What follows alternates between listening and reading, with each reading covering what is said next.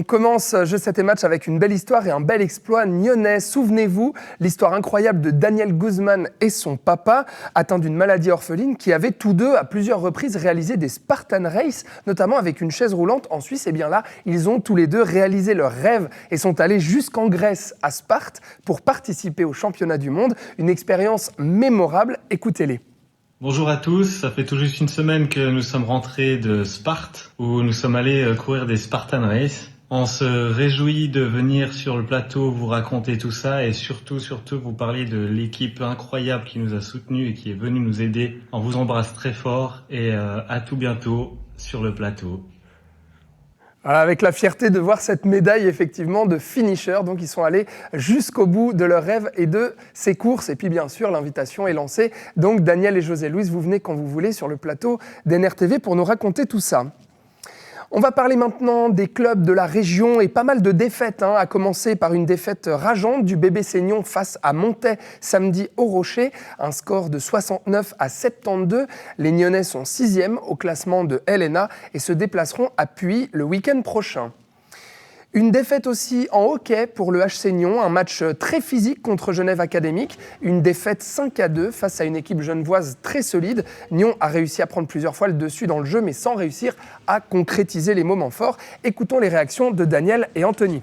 Salut les amis de NRTV, dure soirée, mais bonne soirée quand même. On a réussi à monter en intensité, mais il nous a manqué un petit quelque chose pour pouvoir faire la différence sur ce match. Anthony, hélas, nous a quittés sur le deuxième tiers, sur une petite blessure, mais nous a beaucoup aidé sur le banc. Ce soir, ce qui nous a manqué, c'est le jeu d'équipe. Heureusement, plus tard, on a réussi, on a failli passer au troisième tiers. Malheureusement, la chance n'était pas de notre côté.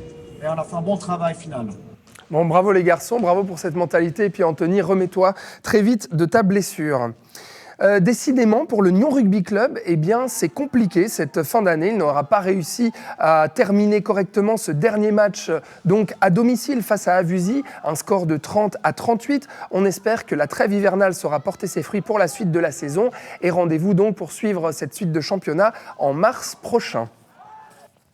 En football, c'est de plus en plus compliqué pour le Stade Nyonnais qui enchaîne les défaites avec un 6-2 face à Stade Lozanouchi vendredi. Les jaunes et noirs sont la lanterne rouge et donc dernier au classement du Challenge League. On espère qu'ils vont réussir à conjurer le sort sur les 4 matchs qu'il leur reste en 2024. Réponse déjà le 22 novembre face à Vaduz.